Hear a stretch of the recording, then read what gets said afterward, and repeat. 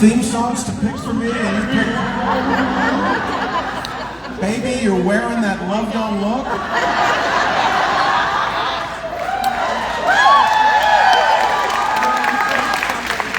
Guess it's better than Old MacDonald.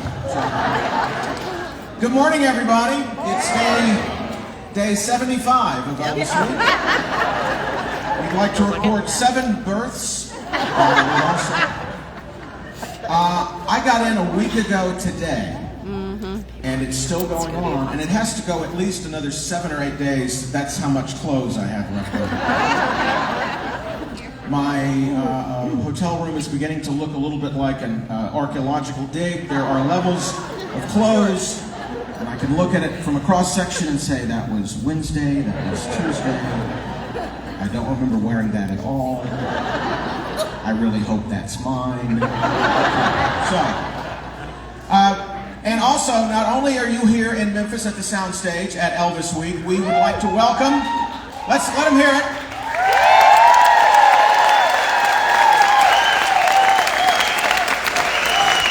I'm just a little worried about the angle of that camera.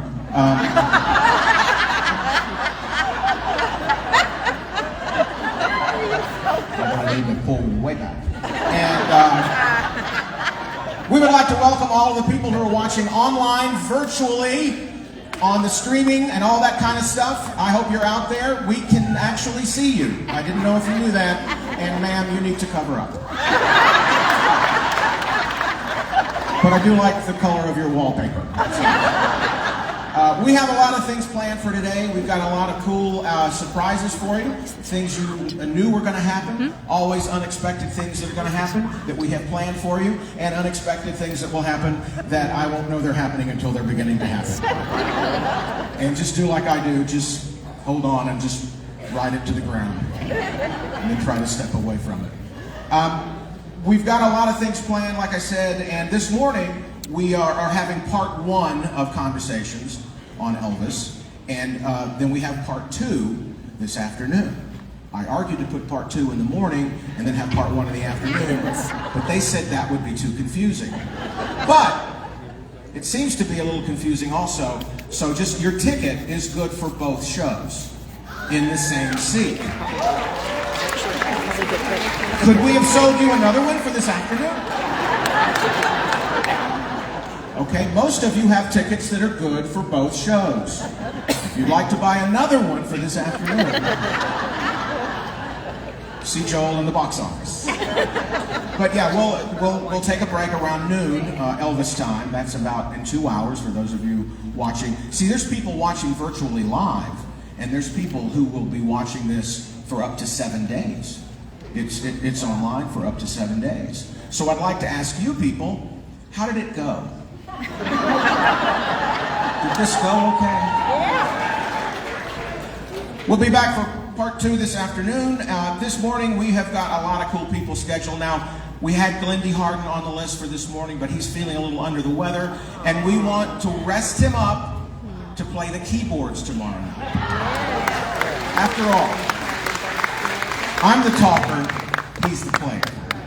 So I've prepared my Glenn Harden questions, and I will be asking them and answering them myself. And I will be expanding Glenn's job that he had during the Elvis years. We've got Jerry Scheff from Elvis's band on tap for this morning. Welcoming him to Elvis Week. It's been a while since a lot of us have seen Jerry, and I'm so excited to see Jerry Scheff. Also, Miss Estelle Brown from the Sweet Inspirations. I always tell Graceland, you have to have any member of the Brown family with me on stage because my family is very large, and I have to. I'm very proud to call her a fellow Brown family member. And also, one of Elvis's film co-stars, Marla Mason, is here from The Trouble with Girls and How to Get Into It. Also, we're going to be talking about the new 50th anniversary edition of Elvis on Tour, the new box set. Some of you were at our little shindig that we had yesterday. Shindig is a Glenn Harden reference, by the way. Some of you got that. 4 people virtually. But we had a great time yesterday with the Elvis on Tour event, and we had a special surprise guest. One of the editors on the film, Jerry Schilling, was with us yesterday. And he'll be with us. He'll be with us in the afternoon. But Ernst is here again, and we're going to talk about some of the cool things and play some songs from the 50th anniversary. And speaking of Elvis on tour, we also will be talking about another little Elvis movie that's been out over the last couple of weeks. Now, this room and online, you are full of Elvis love. And this room is full of Elvis friends and family. And the cool thing I love is to find those people that work in showbiz. That's what we call it in the business, showbiz. Because we don't have time to say business. In showbiz, is to find other Elvis superfans that are, known for something else, but they're just as crazy as we are. And we have one of those with us today. Q from the Impractical Jokers, Brian Quinn is here. And he's one of us. Oh, it's amazing. And he's going to tell us about his special Elvis room that all of us have. We have Elvis rooms, don't we? Some of us, I've seen you online. Some of you have Elvis homes. I'm going to tell you. And we're going to come to your house next year and just do all the interviews there. But Q is here from Impractical Jokers. And we're also got on hand Roy Turner, who's the new executive director of the Elvis Birthplace in my hometown. And it reminds me, clap for Roy.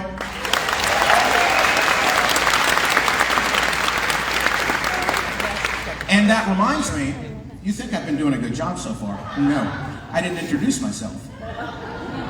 So I'd like to introduce myself to myself. My name is Tom Brown. This is my 21st year hosting events for EPE in Graceland. Thank you. I got a big award last year for 20 years of service. I got a double platinum album, and I found out you get nothing on the 21st. That's great. And I'm from a little town down the street. You may have heard of it, called Tupelo, Mississippi. I got my very first job at the TV station there when I was 20 years old and went off to find fame, fortune, and lost both. And recently moved back home to my hometown of Tupelo because that's where my mother is. And she's watching right now virtually too if she figured out how to enter those codes. Or maybe she's watching this when I'm plugging it in for her on Saturday. So I'd like to say hello to myself in the future. We're going to talk about the movie in just a little bit, but first of all, I want to talk about the important thing, Elvis's music. You may be like me, I was wondering what had been happening because of the movie influencing the love of Elvis and growing the fan base. Here's some statistics I found out for you, or statistics if you're from Indiana.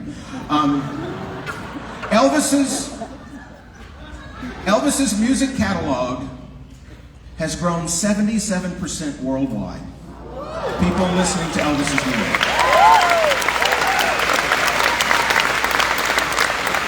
86% it has increased in streaming in the United States. So 77% worldwide, 86% in the United States. Elvis's album, 30 number one hits, increased 66% worldwide and 70% in the U.S. So downloads. And that album, Elvis's 30 number one hits, returned to the top 40 album charts at number 26 for the first time in 1980. I think Elvis getting some new albums to put on the wall in there. Also, the songs that have seen the highest gross in streaming, the growth in streaming, and these are the ones that people go on to the Spotifys and the iTunes and all that, and the Apple Music, and they click and they listen and they download this. The songs are Can't Help Falling in Love, Mark James, the writer of Suspicious Minds, will be very happy that his song is on, and If I Could Dream.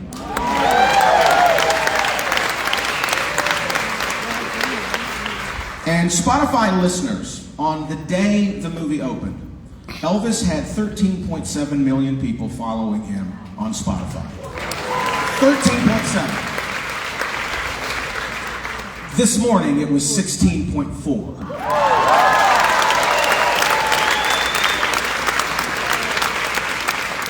now here's the one that's because of the movie and because of you. Because you took those people to see this movie. Just think about it. If you're less than 45 years old, you weren't even here when Elvis was here. Under the age of 35, Elvis's listening audience, in total, 56% is under 35.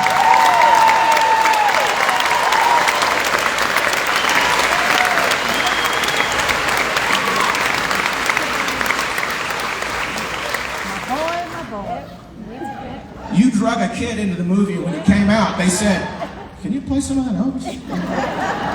I've met so many people who've done that. And I've also met so many of you that have seen the movie multiple times. I've not met anyone that hasn't seen the movie, and I've not met anyone that's only seen it once.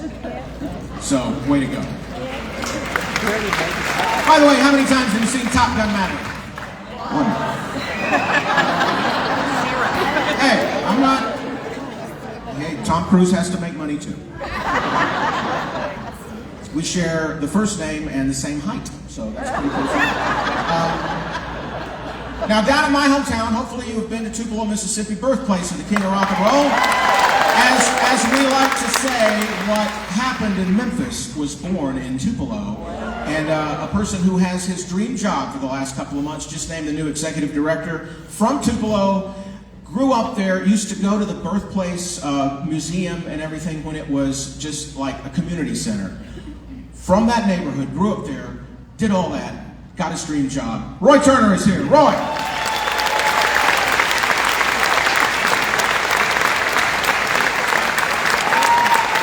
Drove up this morning from the birthplace on Elvis Presley Highway. Welcome. My goodness. Okay, that's what you call a warm-up. Thank you. And now, we get to talk about Tupelo. And I was following you. I didn't get to come to the fan appreciation event on Saturday, so tell us about what happened at the birthplace on Saturday. Great. Did any of you get to come? Saturday.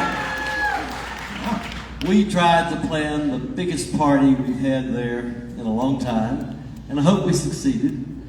We had 2 tribute artists in our theater, David Lee and Jack Curtis.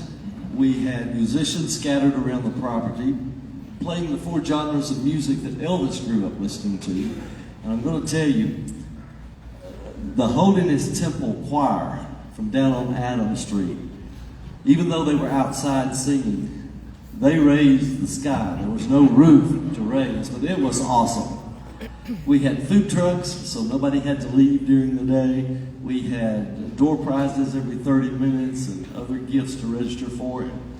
I think everybody had a good time. I sure hope so. And I hope you're already making plans to come join us next year because we want to make it even bigger and better. That's right. And of course, we always have activities planned around January the 8th because the birth happened right there in that little shotgun shack, and you've got a lot of things on the property. And people haven't, people here coming to Memphis and Graceland, if they haven't been here in a while, there's new things to see and experience. You guys have been working at the birthplace too. Sure. Do most of you know that entire park is a gift from Elvis? Yes. When he was 21 years old. I think that says a lot about the man. But it started after Elvis passed. We got money in from all over the world saying, do something for Elvis. And a friend there, Janelle McCone, had asked him at one point, if we ever did anything for you, what would you like to see? And he said, build a place my fans could go and meditate. And that's how the chapel came to be. We don't charge to go in the chapel. Elvis's gospel is playing in there 24/7. So we had the chapel and the birth house. Guy Harris, his childhood friend, noticed that the original church that Elvis went to as a child and had since been converted to a house was up for sale. And he convinced our board to move it up to the grounds. And we were fortunate to get the same group that did the Civil Rights Museum here in Memphis to do Elvis's childhood church. It's a wonderful experience if you've never been in there. Screens come down on 3 sides, and for about 15 minutes you're immersed in an old-timey foot-stomping, hand-clapping, shouting revival like Elvis grew up listening to. And at the same time, that same group redid our museum. Then we enlarged the gift shop, added an event center, the theater, an amphitheater, pavilion with picnic tables up on the hill, and we have new plans. Hopefully, by the end of the year or early next year, we will have a new parking area up on the hill to accommodate buses because, let's face it, nobody likes climbing all those steps. And we are also, this fall, going to build a koi pond on the south side of the guitar-shaped lake with a waterfall and a little brook, another place to meditate. Because, you know, Elvis, he was really into meditation. Yeah. And the birthplace is the perfect place to go and meditate. Even when it's crowded, there are areas you can find a quiet spot to just reflect on your own life. And at the birthplace, there's the museum there. There's artifacts from Janelle's collection and from his childhood in Tupelo. And it really, I think one of the things the movie was so successful in doing was showing, you know, the term abject poverty. You don't today really understand what that is. You know, hard living today for young people, and I say this with peace and love, is, you know, the Wi-Fi is slow. What Elvis, the movie showed, he grew up side by side with African Americans, and everybody was in the same situation. And when you come to Tupelo and you walk in that birthplace, you really see and experience and feel and understand Elvis, and why instead of having a ring, he had 10 rings, and why instead of buying his mom a house, he bought her a mansion, and why buy one car when you can buy 15. You understand what happened to that little boy growing up in Tupelo and going to those schools right there with other people, and to have Guy, and I know you were good friends with Guy Harris, who we just lost recently, and even more recently we lost Sam Bell, who became a very important part of that Elvis moments in the film, because you got Baz and Sam together. Well, I didn't get them together, but I'm so glad they got together. I first discovered Sam Bell in 2005 because me and a buddy were working on a little documentary that later became Elvis Returned to Tupelo, that you can watch on Amazon Prime. I'm still proud of it because so many of the people we interviewed are now no longer with us. Sam, Guy, James Osborne, Brother Frank Smith, and many others. And it's the Elvis Tupelo story. But Sam first told me in 2005 about that tent revival. And he also told me that their little gang that ran together. By the way, they all had nicknames. I remember one was Humpy. And Humpy and Elvis, he said, liked each other, but they loved to just irritate each other. And their nickname for Elvis was EP. But he said their word for everybody was food. He said it'd be like, where you going, food? Come here, food. Sit down, food. So when I watched the movie, and Elvis and those little guys are running in that tent revival, and I hear one of them say, come on, fool. I said, you go, Sam. Because I knew he shared that story with Baz. And this past Saturday, we were able to dedicate a bench in Sam's memory, right out front and center. I tried my best to get his wife, Mary Jo, and his daughter, Teresa, to come. His wife couldn't come unless the daughter could bring her, and the daughter works 2 jobs, and she just couldn't work it out. But I so wanted them to be there to share in that moment. I would take Sam, when I worked at Sunshine, I would get a big old ham and a big box of sweet potatoes every year. We couldn't eat it all, so I'd slice it up and take some of the ham and sweet potatoes to a lot of elderly people that I knew because they loved that ham and sweet potatoes. And I would always take Sam and Mary Jo some. Then I'd bump into Sam about July, and he'd say, I'm down to 1 piece of ham. I'm saving it for something special. He was a great guy. And also, I had done an interview with him in the Lyric Theater a few years ago, and we played it all weekend long. In fact, it's still playing today, in the event center on the television in there, because he tells those stories. He tells the tent revival story and many other stories of he and Elvis's time together. He also said that, this was segregation. And they spent the night at one another's house, ate at each other's house. Sam's father had been killed in the war, and his mother had moved north to find work, and he was raised by his grandparents. He said his grandparents thought Elvis hung the moon because he would say, "Yes, ma'am," and "Yes, sir," when white people just did not show that kind of respect to African Americans.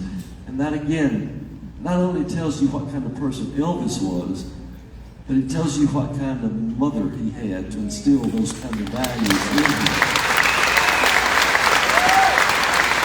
And I give his mother the credit because Sam said Vernon was never around. He said he was working out of town. He said we probably didn't see Vernon 3 times the whole time they lived on the 1010 North Green.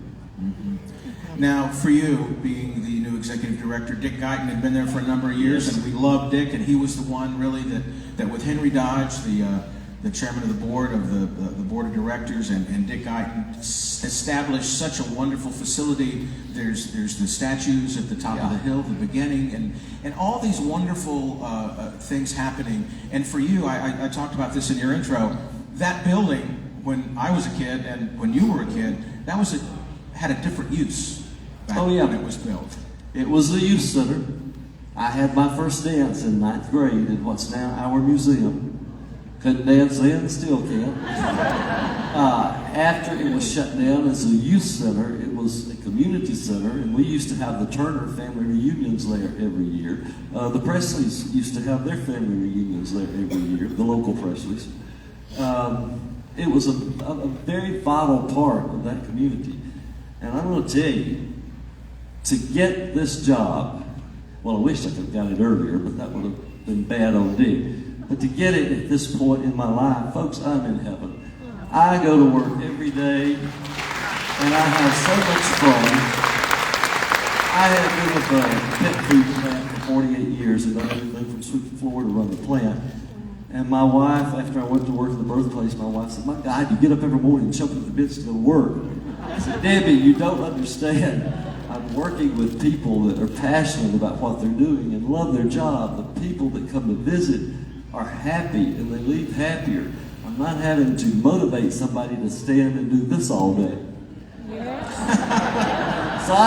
But aside from that, telling the Elvis story, and more important, hearing other people's Elvis stories. Yeah. The stories I've heard have just warmed my heart. Some are so fantastic. How he has carried so many people through some really bad times and given them hope. I mean, let's face it, God used this man, and he knew he was being used.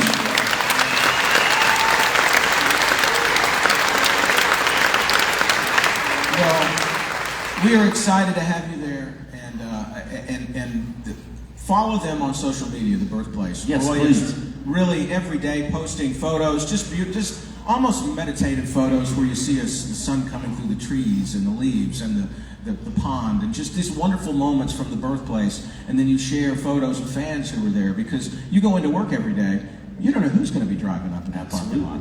Busloads of people. You called me one afternoon and I came out, you had 2 busloads of people from Britain that were there. I mean, it's just groups of people who are coming in to begin or end their trip to the Mid-South to experience Elvis at the birthplace. So keep the doors open, keep the lights lit, and thanks for what you guys are doing. It will, and it's that old song that Kay used to sing, "You're always welcome down in Tupelo." And you are.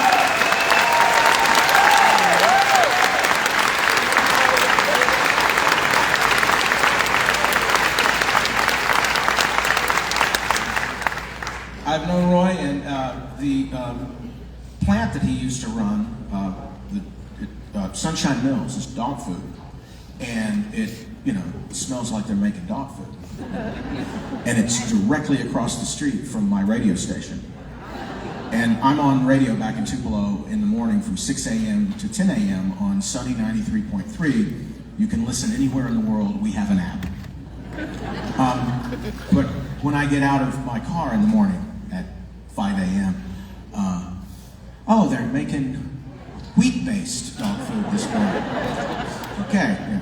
So I know well, the Sunshine Mills must have a heck of a product because it smells really good. But Roy's very excited to be there at the birthplace, and we're happy there to have him. All right.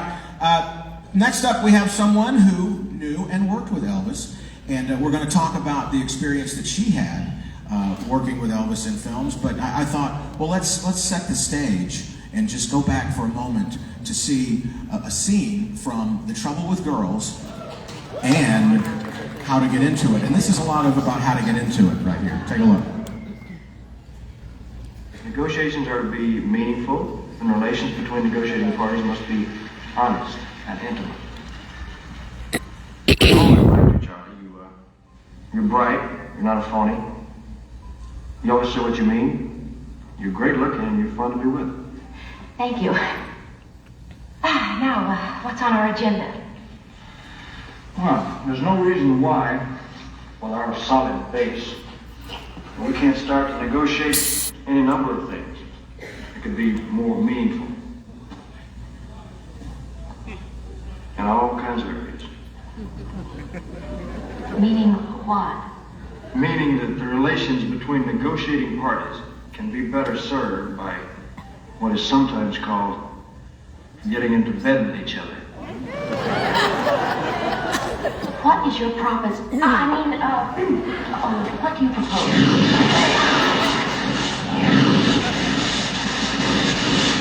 Abuse the mayor's daughter. That's abuse the mayor's daughter. You know good.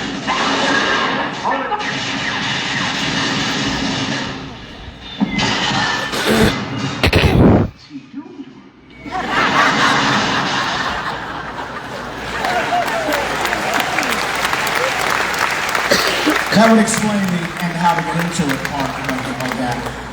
Our guest, you've seen her in films and television, including episodes of Vegas and Dynasty and Streets of San Francisco and Mannix and Longstreet and The Trouble with Girls and How to Get Into It from 1969 with a co-star, only one of 4 women who ever got to sing on a record with Elvis, my friend Marla Mason.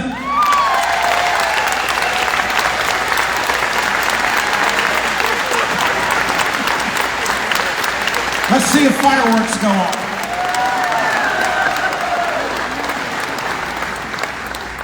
Do the whole interview lips to lips. Yeah. We did in rehearsal. Hello, you've all been terrific to me. Thank you so much. I watched that clip this morning, and it just reminded me of what it must have been like to just be on a movie set with a guy that looked like that. I mean, I don't have to imagine for you, do I? He was a dream. now the movie came out in September 1969. So that means you must have been filming in late '68. Yes, I saw a photo the other day, and it was the first day of shooting, and along the edge of it, it said October 29th, and the person that had the photo said that meant it was taken on the October 28th. So I don't know, but apparently that was the first day of shooting. Yeah. But anyway, it was October because we finished in December. And December of '68, on the 3rd, there was a little thing called the '68 Comeback Special, Singer Presents Elvis. Yes. And you saw that. Yep. Should I save that for Netflix? Can I talk about that, or I don't know what I'm supposed to say here because I'm filming with Netflix about the 1968 Comeback Special. Oh. And I don't know if I'm supposed to tell the story. I mean, it's in books. It's not a secret. Yeah. But make one up. All right, very good. I've only got 15 minutes and I've got 5 hours of talking. So, all right, when I met Elvis, I told him, well, the first thing he apologized to me. That was the first thing he said to me. I apologized. Mary Keats just dyed my eyelashes and eyebrows. And I thought, oh man, this guy doesn't have an ego. He's talking to me like I'm his best girlfriend. And so I, without thinking, I just said, well, I'm not a fan of yours. And I got the same kind of look that I get. Some of you know the zipper story. Oh, I got the same kind of look.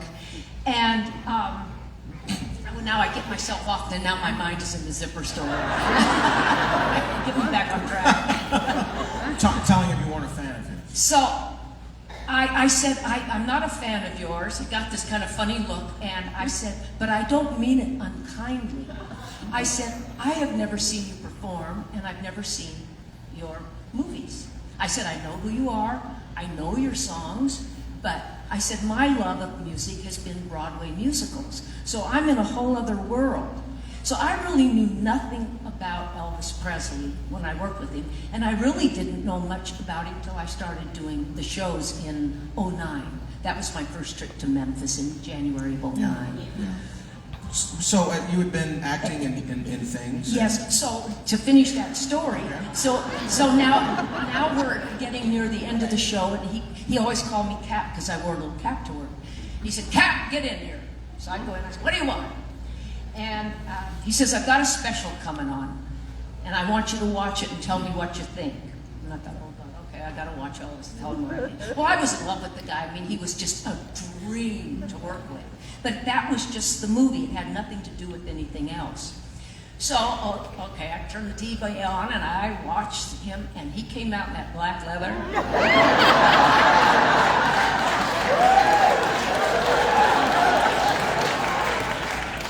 And I said to myself, I'm working with that every day?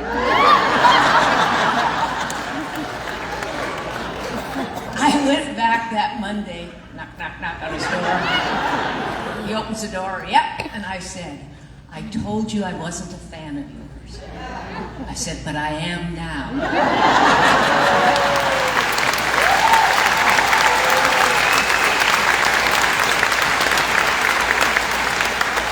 And I said to him, I said, you don't know how talented you are. And he was. The man was phenomenal. You work with so many different kinds of actors on movies and TV series, and especially on TV series because it's a family of workers and actors working on a thing that the grind of television is just really tough. And the mood is kind of permeated through the set by the lead. If the lead is uptight and nervous, everybody's up. But if the lead is nice and James Garner and everybody is having a great time, and then everything is cool for the person coming in, like yourself. Yes. So you had done things and worked with, and even in later years as you worked with people, how did the Elvis experience with the set mood and everything? Oh, it was a family from the get-go because of him. I did a Bob Newhart show, and Tom Post and I were love interest in the story, and we were the A story, and Bob and his wife were the B story in that particular episode. And one day, Tom said to me, he said, it's interesting. You and I are the A story, but Bob is the thread that runs through it. Mm-hmm. And even though Elvis is only a third in the movie, and people don't realize that, you think Elvis is all through the movie, he isn't. It was brought to my attention. You get the feeling that he's what holds it together. He's the glue.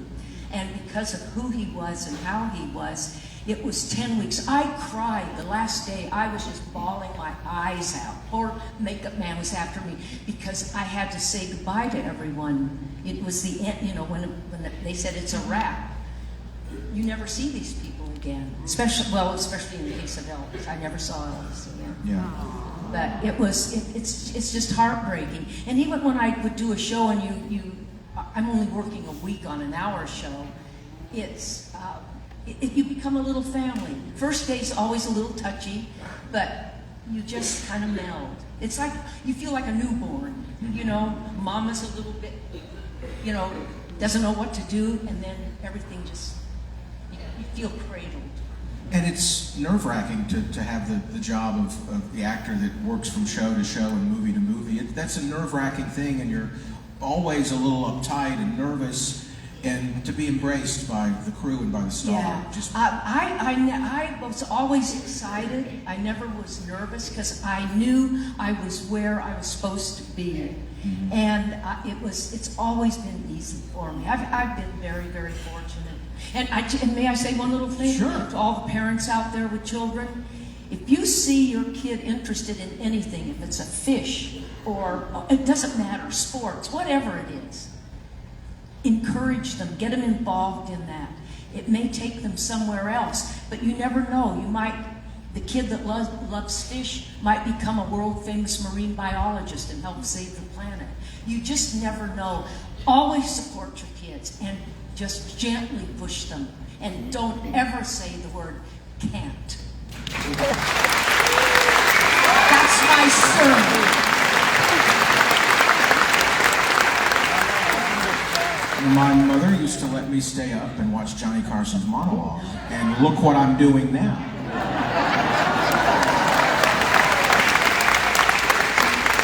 Do you want me to say something to you? Oh, do you want to ride back to the hotel? I brought her over here this morning. Yes. I was wandering around in the parking lot. There was nobody out there, and I said, well, it says here they're to pick me up at 9:15, and I'm always early. And I was down there at 9, and about 9:10, I'm going, uh-oh, have I done something wrong? So I'm looking at my paper, and I look up, and he's walking across. Oh, Tom, if I'm with him, I'm safe. Anyway, you mentioned Johnny Carson. I did 2 Johnny Carson shows just prior to working with Elvis. I was doing in New York. I'm on my 3rd bucket list now, but Broadway was my first bucket list. And oh God, there I go again. My mind wanders. I'm 82. What do you expect?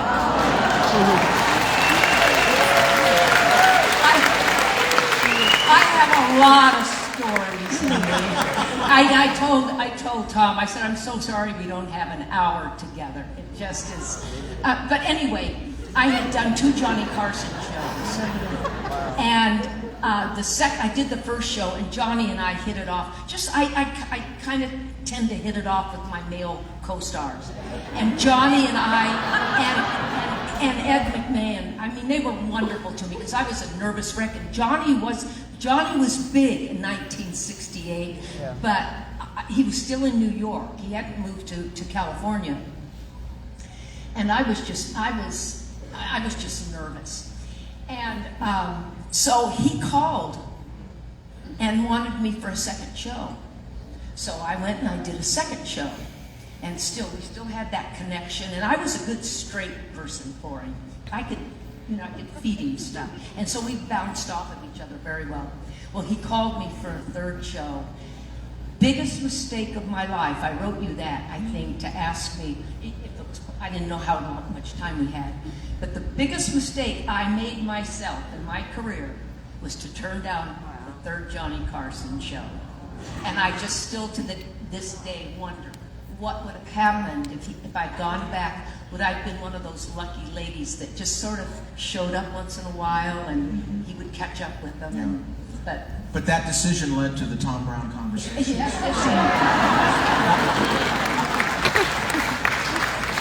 One other thing I said in your intro, you're one of the few ladies that can claim that they sang a duet. Yeah, there were only 3. Yeah? Oh, I thought there were 4. Okay. No, Shelley Fabre was split screen. Oh, okay. And it was separate. Okay. But Elvis and I recorded together. Nancy Sinatra and Margaret and Marla Mason. Yeah. That's what I've been told. I've been corrected, so I don't know the technical stuff. But Shelley, forgive me if I'm wrong. So what was that? Was there any pressure in knowing that your voice was going to be on a record singing with No, Elvis was just a working partner. He was never what he is. He wasn't that. Well, to look at he was. But never got tired of that. But it was working. I always say that to myself that Elvis was the female version of me and I was the male version of him. All we wanted to do was work and do what we loved, our passion. Yeah, he really wanted to be an actor. He wanted to have that challenging role and to be an actor, and to be challenged. Yes, and I think some of you maybe have heard me say this before, that the saddest thing he ever said to me, and it's the only thing I remember word for word that he said to me, was, I'd like to make one good film because I know people in this town laugh at me. Aww. And it kind of gives you a little, it was sad. Because he would have been great. And you know what I discovered yesterday when I was all these Elvis really diehard Elvis fans, and we were looking at the photos, and the photo of Elvis and I, like Bonnie and Clyde, maybe some of you have seen that. Wouldn't he and I have made a great Bonnie and Clyde together? I never thought of that. I looked at that. Colonel Parker would have insisted it be Clyde and Bonnie, but other than that... That would have been fine with me. It is so great to have you back. You've been down in my hometown doing things at the Tupelo Elvis Festival, and we had so much fun with you down there, and it's always a pleasure to spend time with you. Marla Mason! I'll be back. All right.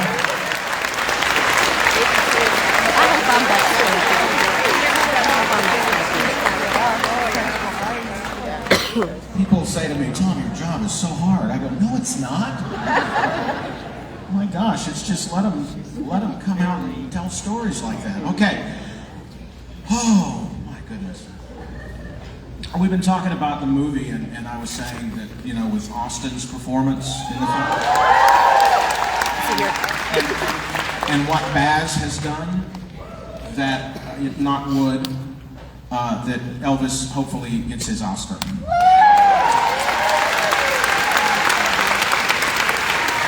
I think it would be something that is fitting for him after all these years. All right, next up, talked about the movie part of Elvis's life, but there's another part of Elvis's life that was so important, the part where, and you saw in the movie, when he was the most alive, was on stage. And so let's talk about Elvis the singer, Elvis on stage, with someone who was there singing backup with him all those years. Miss Estelle Brown, from the Sweet Inspiration. There you are. Hey, Ron. Woo!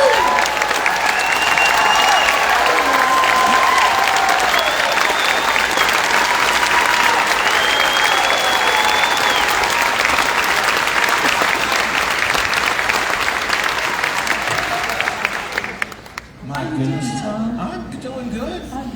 Oh, thank you, darling. I came in and saw her backstage, and I was just like, okay, first of all, we got to talk about that jacket, because that's beautiful. It is. I said you were glowing backstage, but out here under the lights, look at you. And the nails and you're ready for show. I sure am. I'm always ready for the show. And here we sit 45 years after we lost Elvis, and he continues to live. The music lives on. I see you on stage singing the music that was most important to him. Yes. And for those people that are here not from the United States, and those people watching online from all over the world, tell us in your words what you believe gospel music was to Elvis and to you and your family. Gospel music to Elvis and to me and my family is basically your soul. It expresses what you really feel. All this other stuff that's on top is not real. But when you really feel something, it comes from your soul. And that's what gospel music is. It expresses your soul. We saw that in the movie when he was the little teenage Elvis, young Elvis was so moved by, and it was like, leave him alone. He's got the spirit in it. Do you know what I say? In that scene when Elvis went to the tent revival, I believe that's when God anointed Elvis to do what he did. That's when he was anointed to bring all of us together. He couldn't have done it by himself. God did it. That's how I feel.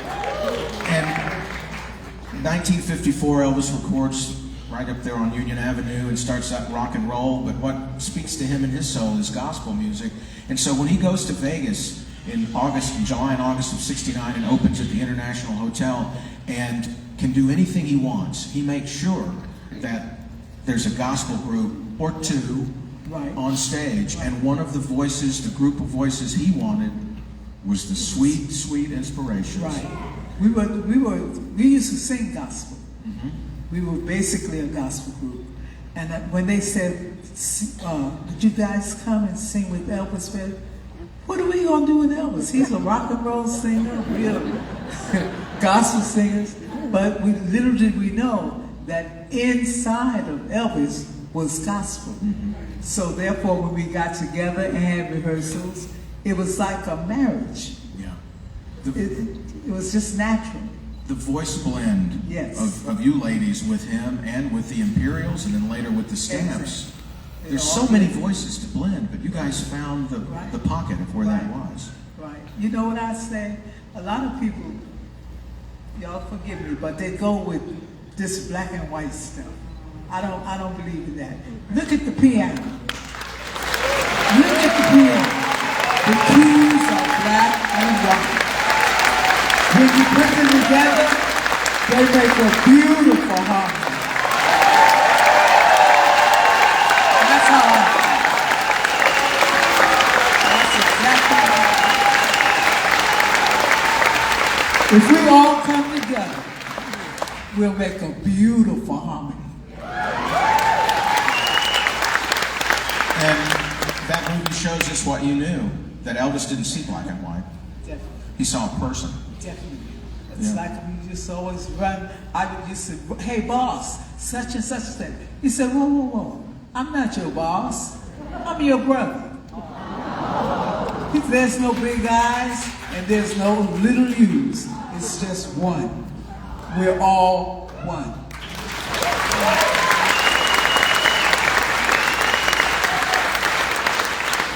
Elvis took his music on stage, he took it serious. Yes. He got nervous before shows. And when he was on stage, sometimes he was driven and pushed by you. You were there to push him, to help him. And exactly. Little did I know, but Elvis and I had a marriage spiritually. I could look at him and he could look at me, and we knew what. Every time you see him looking at this, he's looking at me. And I'm saying, go ahead, you can do it. And that's the way it was. And we helped each other. Got that connection. And then he's having fun. Elvis, I think fun is something that is not used enough when you see Elvis on stage. He was having fun, he was enjoying it. And no one was safe. Even if it's on a billion people watching on Aloha, he's throwing water on Glen D, and always turning around and messing with the sweets, messing with the stamps. He did that because he knew he could. He knew that we knew how to accept him as he was. Give and take. Give and take. Yeah. Whichever way it went, we knew how to accept it. Yeah. You've sung with so many people and have such a beautiful voice yourself. Talk to me about the vocal of Elvis, the timbre of his voice, the sound of his voice, and how that compares with other people that you've sung with. I think the timbre and the sound of Elvis's voice was something that he really felt inside. He was showing what his real feelings through his music. You all know that. Because I'm sure you can feel him coming through when he sings. Whatever he sings, however he sings. You can be in a real bad mental state, and you can put on an Elvis music and it'll lift you right up.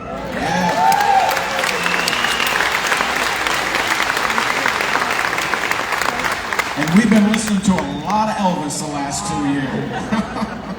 There's a song for every situation. We talked yesterday on the on tour part of our program yesterday that the song, Elvis didn't write songs, but he interpreted songs, and he found songs that spoke to his heart.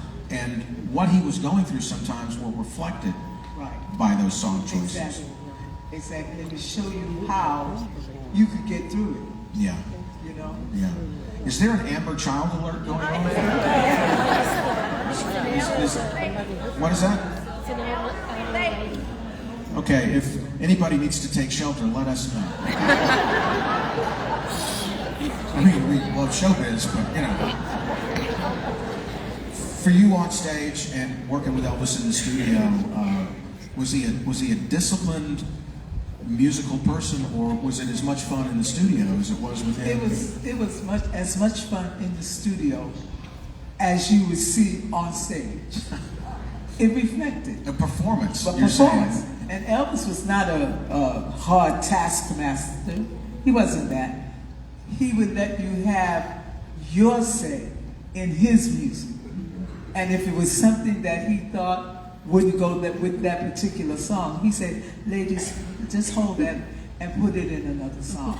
And that's what happened. Yeah, we've heard that a lot on the outtakes now. Unlike a lot of music today that is done by tracks and somebody does a vocal and somewhere else they do the guitar part and they layer it. Elvis had everybody, almost everybody at the same time. And if Estelle makes a mistake, everybody's got to go back and do it again. Correct. That was an interesting one, or anybody that made a mistake, they would go back. But I don't hear a lot of mistakes. I hear y'all were just really bringing it for him. Yeah. And that sense of fun, I think, comes out in those records because it feels live. It feels like a performance. It was live. Yeah, yeah. And one thing that not a lot of people, especially new fans, understand that even though you, the Sweet Inspirations, were standing behind Elvis on stage, you got to open the shows. Yes, we opened the shows and we were really, really nervous, scared, because we did not know how people would accept us, you know. But we went on and did it, and thank God, you guys accepted us. It was good.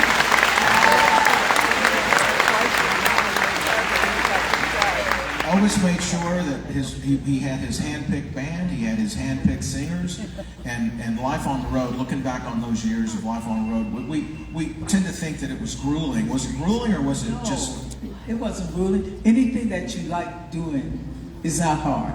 Yeah. We loved what we were doing. So it was not grueling, it wasn't hard. We was just anxious to, when is the next time? You know? Yeah. We were always ready to go. Yeah. And all these years that you've still been singing on the big screen with Elvis as part of that band, that are still singing with that man, it still affect you the same way? Yes, because Elvis made sure that all of us became family. And that's how I feel about the guys that I work with. Even on today, we're still family. Yeah. All of you are my family.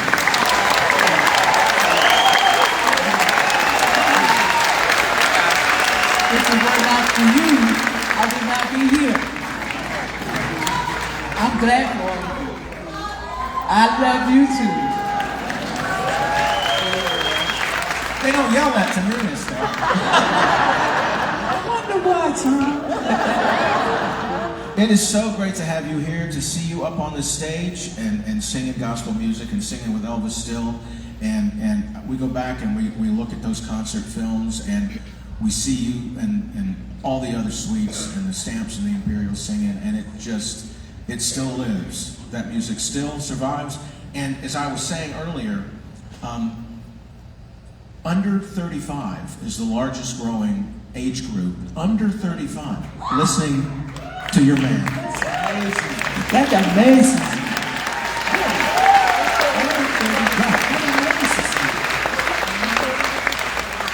What do you think they saw in that movie about this man that made that start to happen for young people to get it?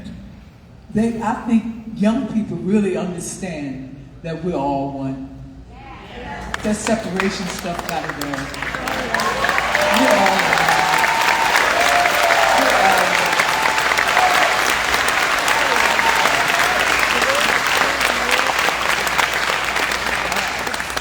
They named your group right, the Sweet Inspiration. Yes. Thank you so much for being here. Estelle Brown!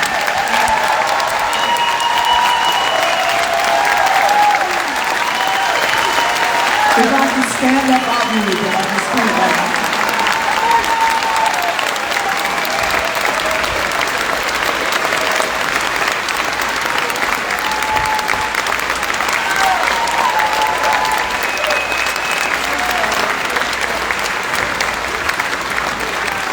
Yeah.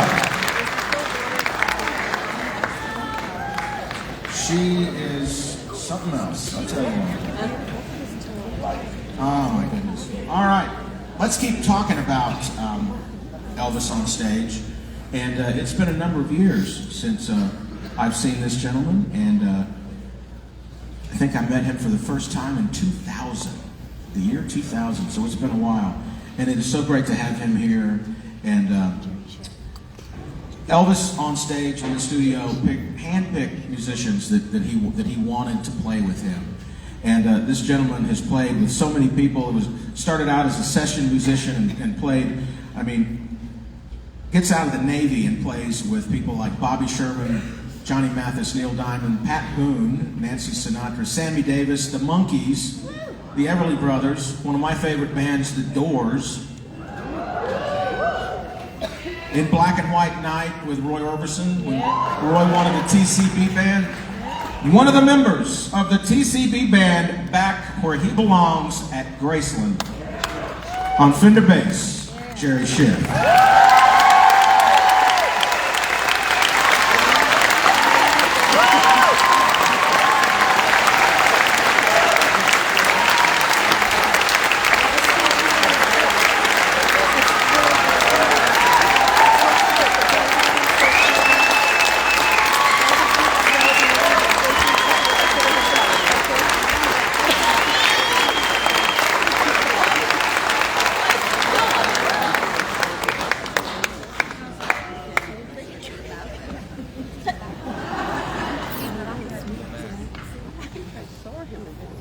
Thank you, Andy. Welcome back to Memphis.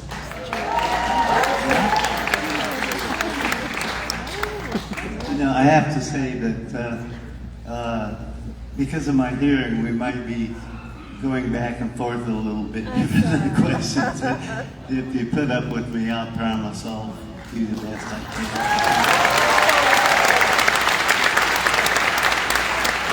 We're glad you're here. We're very glad you're here. Just talk to me about Elvis. Just your memories of Elvis and what you love to tell people about Elvis. Did you have a specific day in mind? What about first time? Smart ass, I think.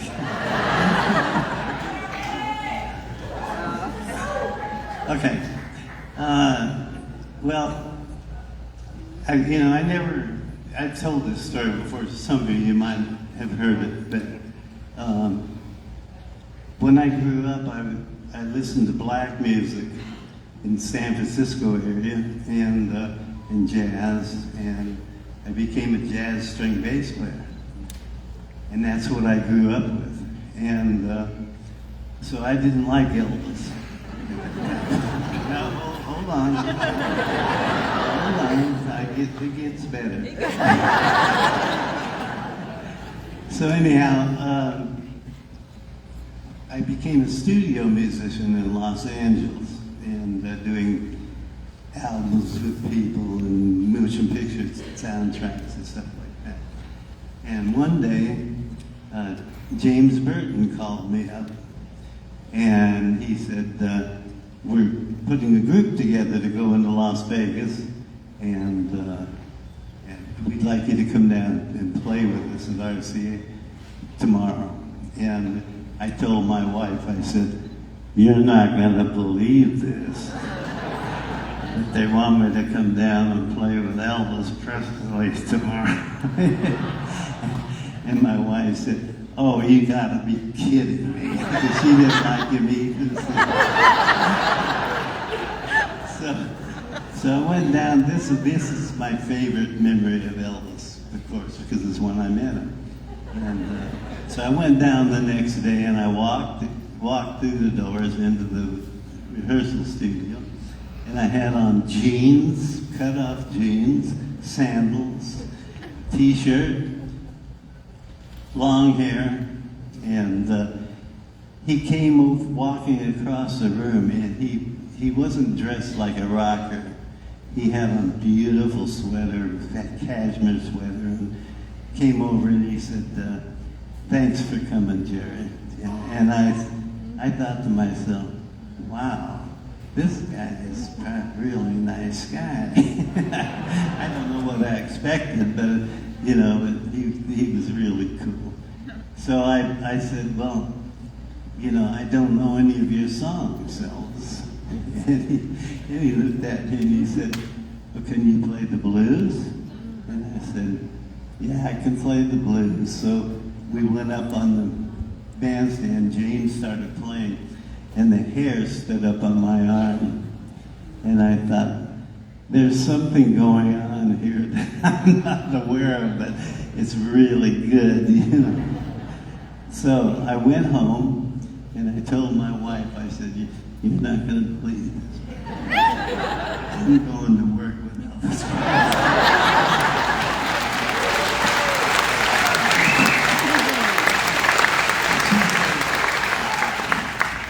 She said, oh, are you kidding me? And I said, no, you come down there tomorrow to the rehearsal and meet him and listen to him and then tell me what you think. And she came down the next day and she walked out an Elvis Presley fan.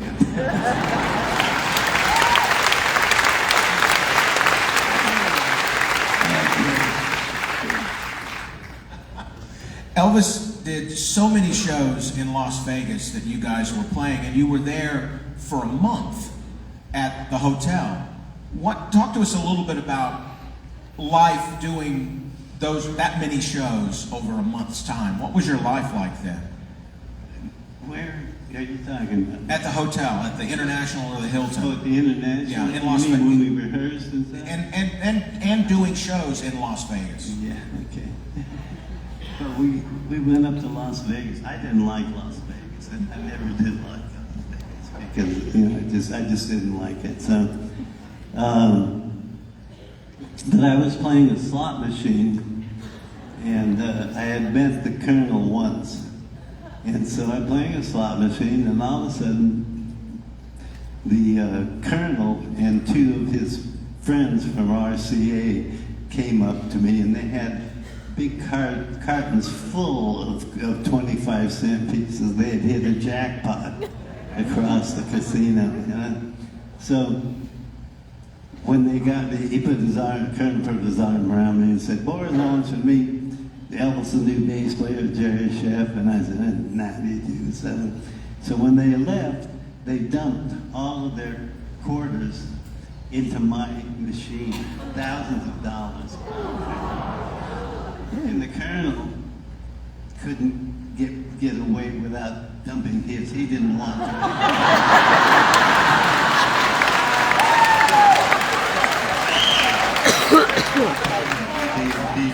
He'd look strange if he did. So the next day, I was walking down in the dressing rooms at the Hilton, and there was nobody in there yet. And so I was walking down the hall to my dressing room, and the Colonel came out of the door, and he did one of these numbers on never looked at me. He just went right by me like this, like I didn't exist. So I'm going, what the hell? So we got up on stage, and I went over to Elvis, and I said, "Elvis," I told him what happened, and he started laughing, and he said, "Jerry, we had a meeting last night, and the Colonel found out how much you're making."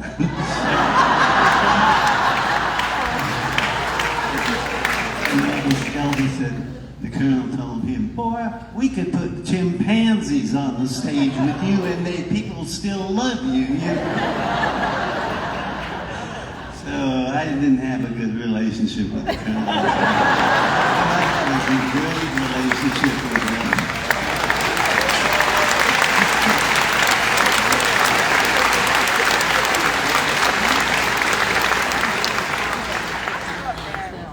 Elvis as a musician, as a singer, what are your memories of working with him on stage, the relationship he had? You and Ronnie, the bass and the drum are very connected together. And that sound is what drove Elvis on stage. What are your memories of working with him as a singer and performer? Well, there again, do you have a show in mind? No, it changed from night to night. night to night, song to song. It just depended on what was going on that particular night. But the thing with Elvis was is that in Ronnie was that Ronnie played with Elvis in Elvis's slipstream. You know, in other words, he's getting Elvis's energy, and he's playing. And so if I had done that too, I think it wouldn't have felt right, you know. But what I did was I just sat down on the bottom so that when there was something that went all the way through the song. Ronnie, I did a lot of other albums with him over the years, and only with Elvis did this happen with Ronnie. Ronnie played in the other albums, like Black and White Night. You ever hear that? See that? Ronnie was just right there, you know. Great feel. All the other albums I did with him with other people, great. But for some reason, the combination of me being here and not jumping in on the excitement, and Ronnie going like this with it, it created that feel that we had, and the excitement that we had, you know. And I would never recommend it to anybody else. But it did, you know. Ronnie was, it's funny, you know, because he came out to like the first few shows, and he had a little set of drums he brought out. Looked like and the drum companies gave him these huge double bass drums and big drums. But before those big drums, he looked like he was playing kiddie drums. But that's what he used in sessions in Dallas and stuff. But he changed real fast. And we know Polk Salad Annie is not Polk Salad Annie without you.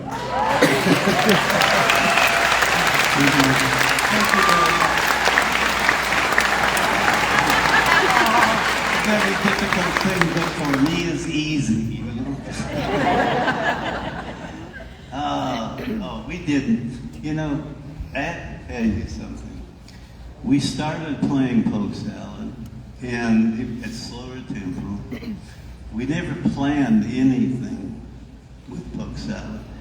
It just kept getting more energetic and more faster each time, you know.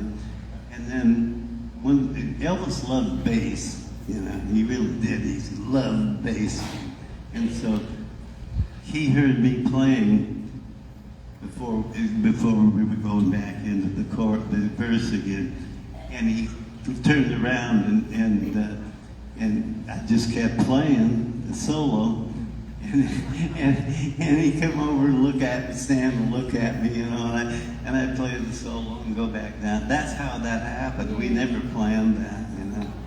And so Polk Salad, I played it the other night here, and That was great.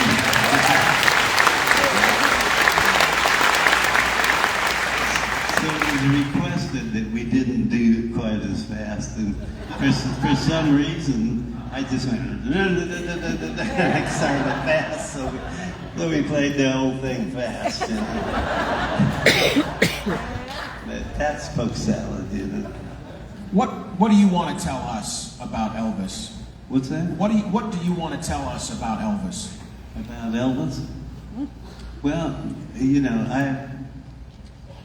I was the only Yankee in the band, you know. And Elvis, people told me that Elvis used to say, I don't understand your shit. But Elvis went out of his way to make me comfortable. He really did. I was invited to go to his house in Holmby Hills with my wife at that time, and Priscilla made chili, and Elvis entertained everybody. He was always entertaining. If there was one person he was talking to, he'd entertain them. If somebody else would walk in the room, he'd entertain them, you know. So when he met us at the door, we were told to dress at his house. We were told to dress casually. And he was standing there. When he opened the door, he had a black suit on. And I couldn't think why he would wear that black suit. But we went over to sit down and have a drink and talk, you know. And he all of a sudden, out of his sleeve appears this gun. And I started to realize why he wore the black suit. Because he started throwing guns out everywhere, flashlights. He's laughing the whole time. He knows that it's funny, you know. He's entertaining us, you know. So we were sitting with our backs to the wall, and he got up and he excused himself and he disappeared around the back there. And then through the wall, we heard this clunk, clunk, clunk, clunk, clunk, clunk, clunk, clunk. And Priscilla said, "Sounds like a knight taking off his armor." But what happened was he had to go to the toilet and couldn't go to the toilet without.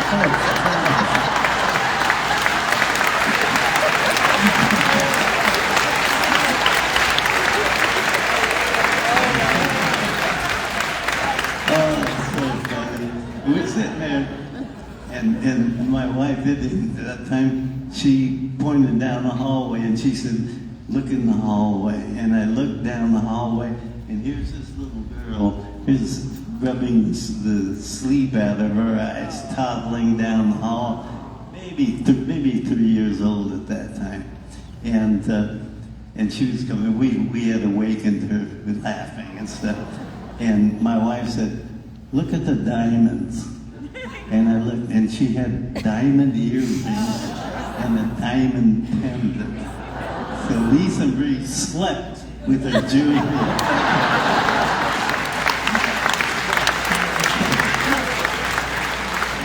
Very fun. So anyhow, getting back to my relationship with him, when he had the Lisa Marie jet flown into Las Vegas the very first time, and Lisa Marie was visiting him in Las Vegas, and for some reason, you know, even though he doesn't understand me, he invited me to ride on the jet to take Lisa Marie back to Priscilla in Los Angeles. So he took me on a tour, showed me his bedroom and his bathroom and all that stuff, you know. And then we landed in Los Angeles, and he got off, took Lisa Marie, and he got off the plane, and a minute later, he brought Priscilla back on the plane, gave her the tour and everything. Personally, I sensed that he was missing Priscilla, you know. That's just my own opinion now, but he did things like that for me, you know. And as musically, he loved bass, and he used to come up when he started asking us to play bass solos, you know, or play solos in his introduction. He'd come over when I played my solo, and he'd say, "Playing blues, you know." I said, "They're playing blues here." So I started playing blues, and he'd come and put his foot up on the riser. You've probably seen it. He's standing there watching me play, you know. And so we had that kind of a communication going. I didn't care about what the audience cared about. I didn't care whether the audience liked what I played. I didn't care whether anybody in the band liked what I played. As long as Elvis liked what I played, I was cool. You know?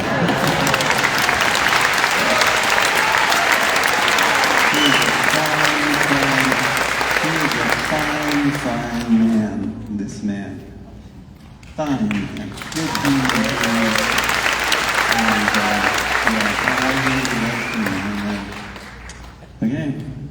say thank you for being here this week. Thank you. On bass, Jerry Scheff.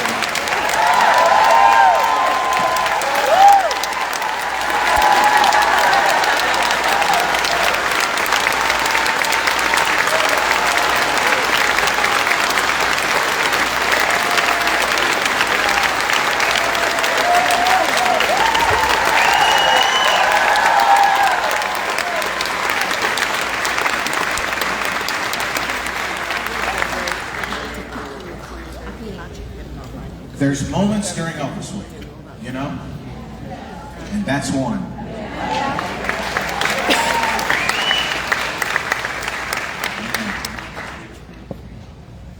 He's the one that reached out and said, I want to come see the fans.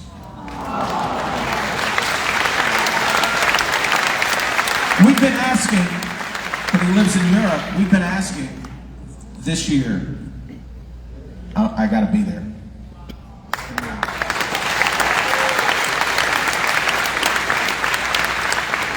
All right, a lot of people, if you're out there watching virtually, and if you're here alive, as hopefully most of you are. If you're not, let us know, because we need to sell your seat.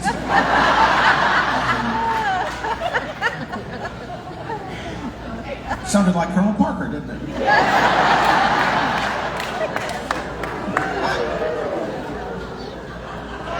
Turn on me. We have someone that wanted to be here. They couldn't be here in person. And we said, well, virtually, we would love to have you join everybody at Elvis Week. So he sent us a message. And he said, Tom, would you please play this for all my brothers and sisters in Elvis world? So take a look at this person. You might recognize them.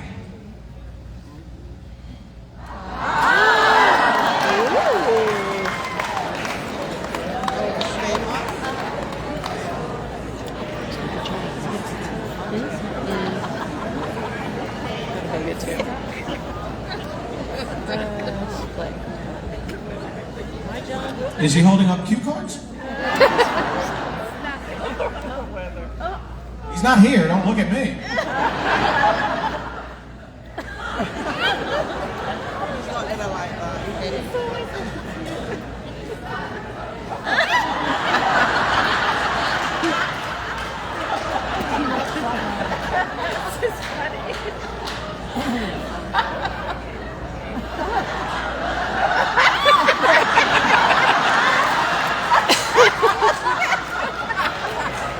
Tell Stamos I work as a single.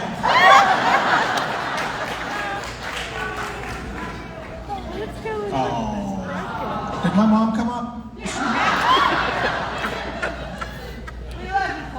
Thank you. I'll be signing autograph after the show. We'll come back for a very special message from John Stamos right after this commercial break. Well, we are all part of the Elvis family. We've been meeting people that worked with Elvis, that knew Elvis, that loved Elvis. And just like you, there are people in showbiz that love Elvis too. And a couple of years ago, this person came on a tour of the mansion, and the staff at EPE, Alicia Dean, and everybody found out that this guy is a super Elvis fan. And he's just become part of the family. He's been a part of things happening here at Graceland. He even sent a video a couple of years ago taking us on a very special tour in his home of a very special Elvis area, and I can't wait to talk to him about that. And I've been trying to meet him all week, but our schedules never connected, so in pure Hollywood style, meeting for the first time together. But I feel like I know him, because if you watch Impractical Jokers like I do, there's also a part of me that thinks that Sal's backstage with an earpiece and is going to be telling him stuff to say while he's on stage, which I hope not. But get on out here, Q! Brian Quinn from the Impractical Jokers, fellow Elvis lover.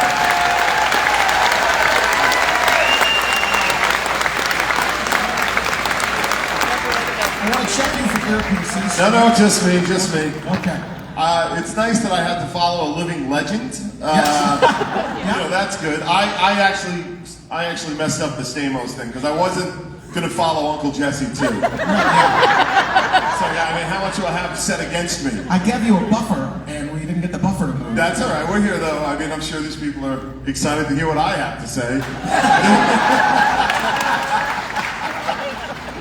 It's great to have you here, and the smile on your face is the smile I've seen on everybody's face about being here at this time of year. But it's a special place. It is a special place, and because this is probably in the course of my life my 9th time here, and I've been asked, why do you keep going back to Graceland? And my thing is always like, you won't know until you go. And once you go, you're hooked.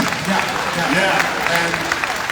And I've had some people come down and have the experience and text me and be like, you were absolutely right. It's special. It's something in the air, a little magical here. Yeah. And Jerry Scheff was telling us that he was the Yankee in the band. Yeah. And you growing up on Staten Island in New York. How did you discover this guy Elvis Presley? I want to hold for applause for Staten Island.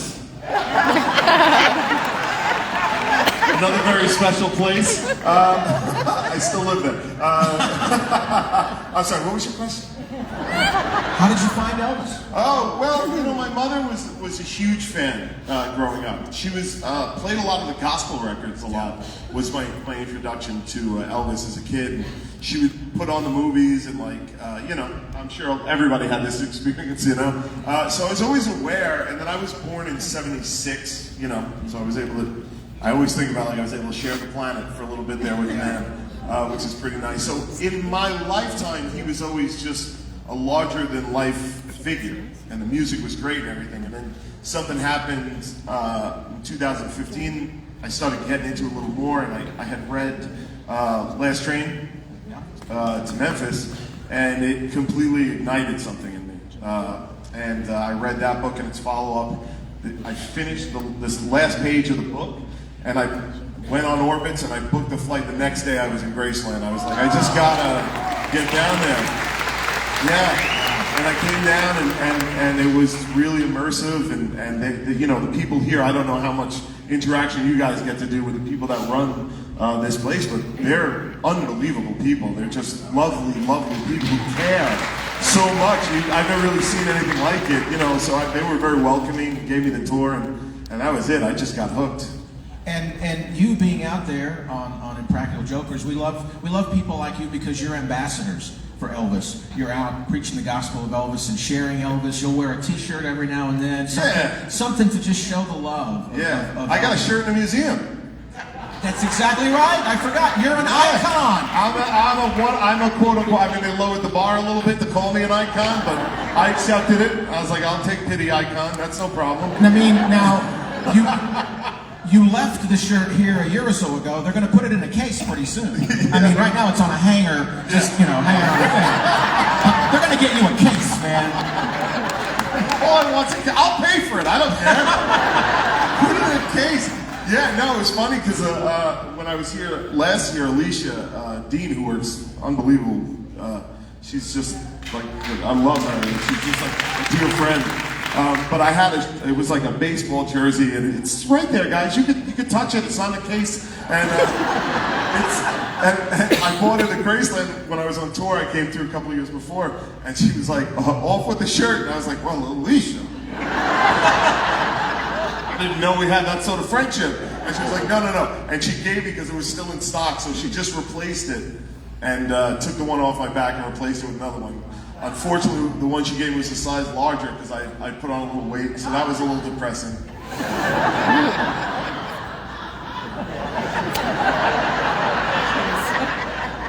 You know, I always say that the camera adds 10 pounds, and there's 7 cameras on me. Yeah.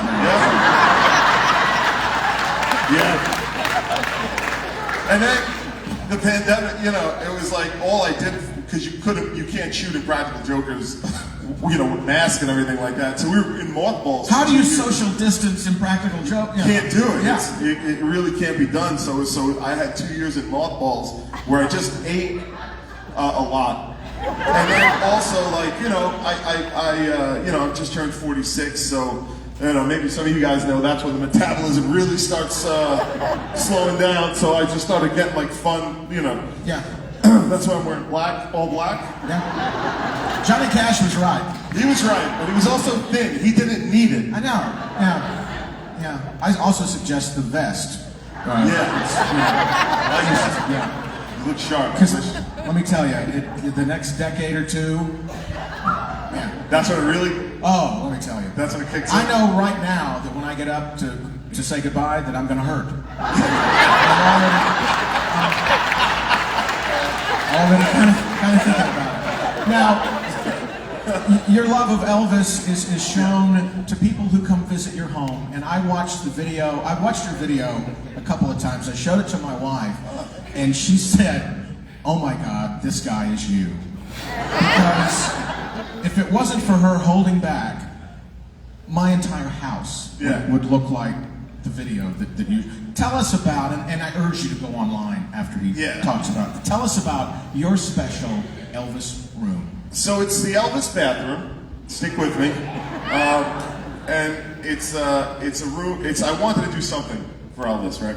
And I had this poster from the '70s, and it's all tattered. It's the Aloha. It's very famous. Yes. It was one of the biggest selling posters. It was like Farrah Fawcett in the '70s, and this Elvis poster. Yeah, and that is an original too. That wasn't a reprint. That was on my friend's door.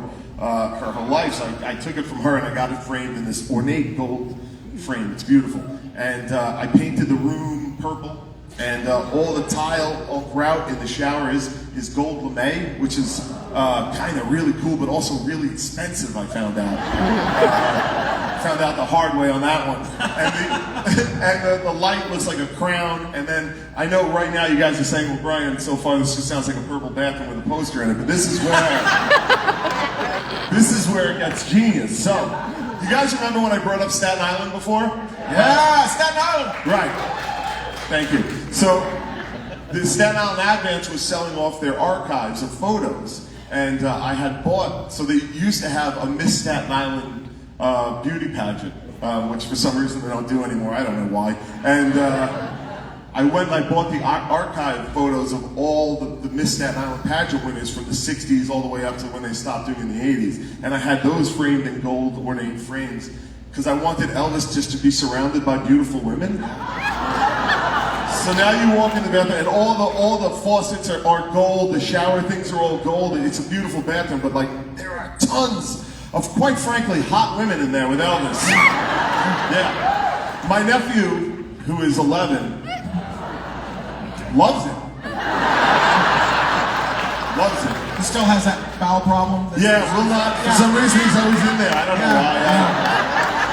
So this is actually answering a question, my next question. I can go ahead and mark this out because I watched the video and I've seen it so many times, and I'm just like, and I watch it and I go, did he have those photographs already, or did he get them for the? Where do you get all these Miss Staten Island photos? Now you've explained that. That's where I got it. Yeah, you bought the archives out. And I was born in '76, so Miss Staten Island '76 has a perfect. Like I really put them together. Yeah. Well, I'll tell you, the bathroom is the perfect place because when you have a social gathering at your home, it's the one place eventually everybody's going to go in there. Yes. Yeah. Yeah. What's the look on their face when they come out for the first time? My friends are just, like, they're just surprised the rest of the house doesn't look like that. Exactly. Because I got a lot of Superman stuff too. But no, they love it. You see it inspires them. Like I think I'm really getting people to rethink bathrooms. Yeah, like it's not just a place to do number 1 and 2. Like you can have some fun in there. You can do 1, 2, 1, 2, 3. We should do a show together. Bathroom renovation. Oh, how great would that be? You and I just do, and they're like, "Why what are you two?" And I'm like, I paid some guy to paint the bathroom purple, and Tom asked me a question about it, and that's how we got here today. Less things have sold. Yeah, I see. I'm on one. You know.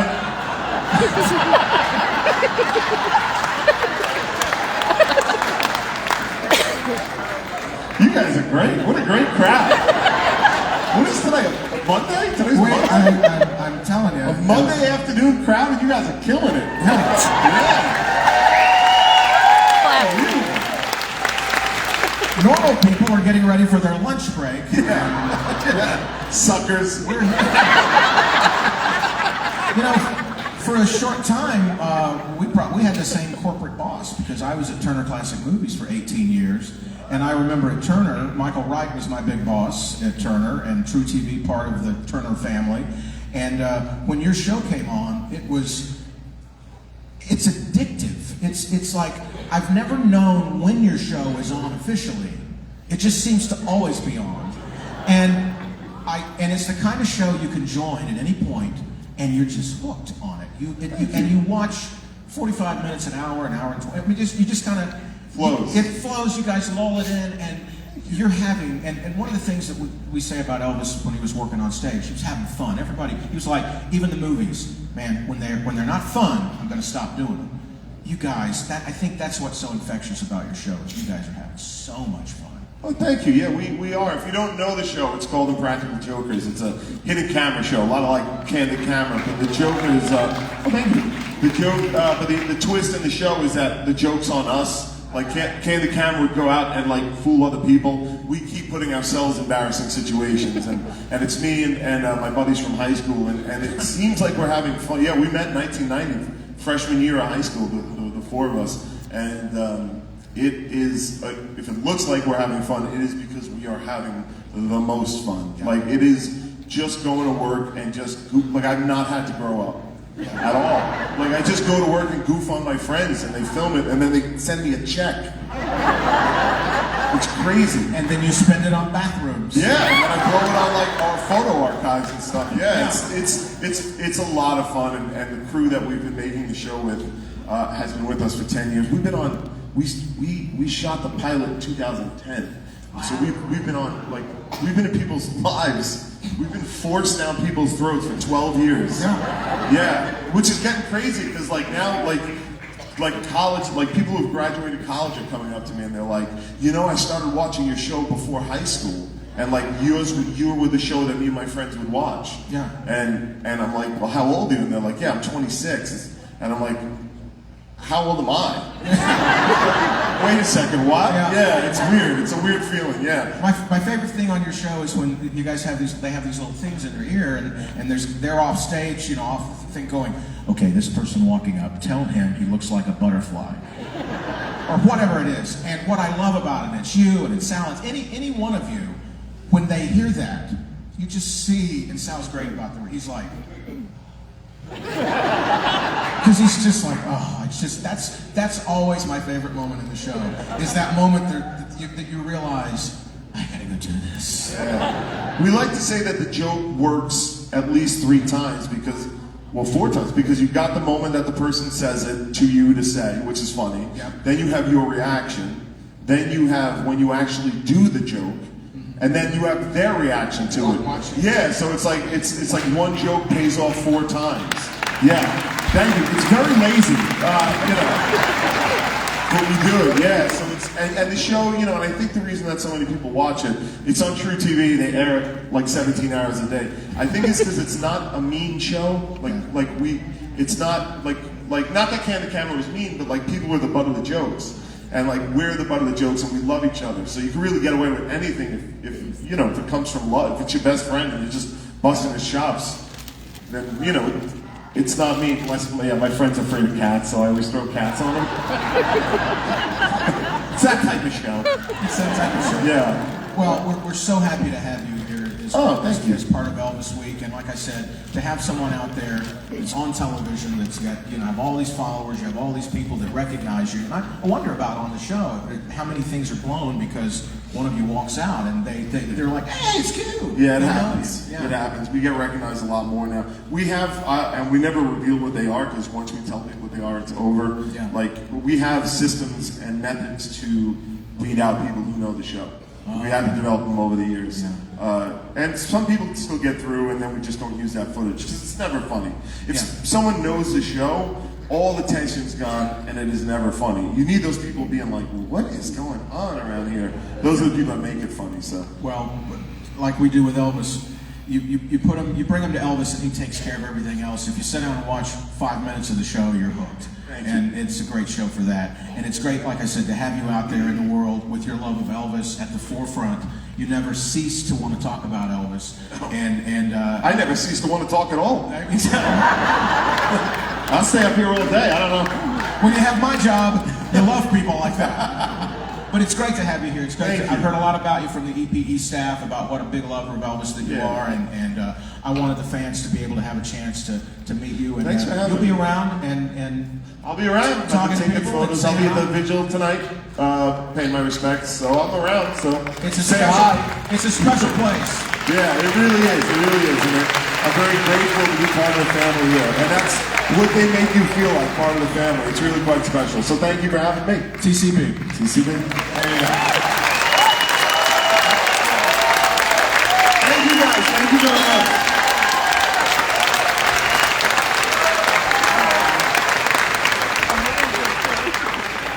All right. Is that fun? How many of you have seen Impractical Jokers? How many of you know exactly when it's on? It's just always on. And it hooks me every time. It's the show I watch when my wife's getting ready, and I'm already ready, and I'm just like, oh, there they are. Okay. Hang on 1 second. They just finished. Okay. Oh, look what Sal did.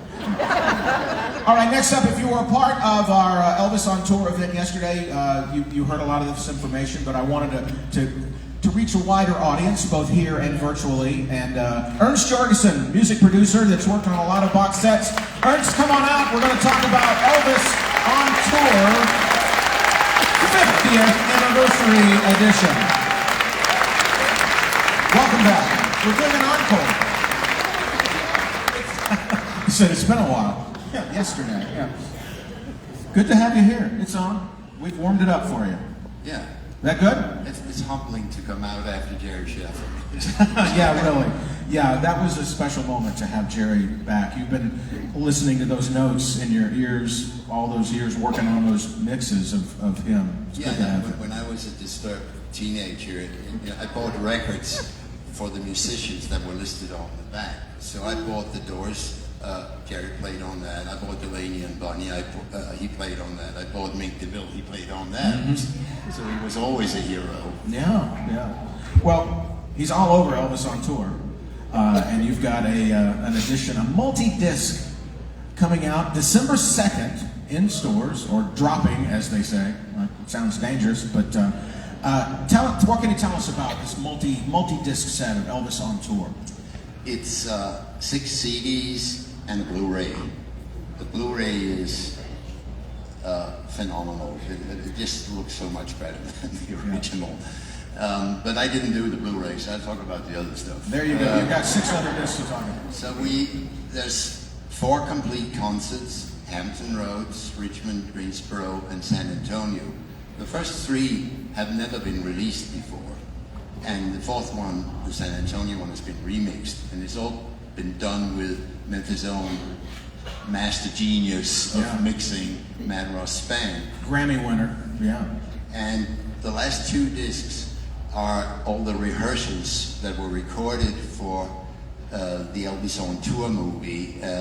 Basically, Elvis did the same songs that he'd done in the recording sessions 2 days earlier for the film crew, and then they filmed him rehearsing the entire concert repertoire. And there's fun moments, there's charming moments, there's a little bit of anger here and there. But it's totally entertaining, and it's also fascinating to us fans to actually hear songs like Polk Satellite Annie, Never Been to Spain, and a lot of others that we only knew from live versions. I mean, they're still played live, but it's in a recording studio. There is no audience, and that brings forward something else. And when I bragged about Mad Ross Spang, it's because he's brilliant at mixing. And over the years, technology has improved a lot.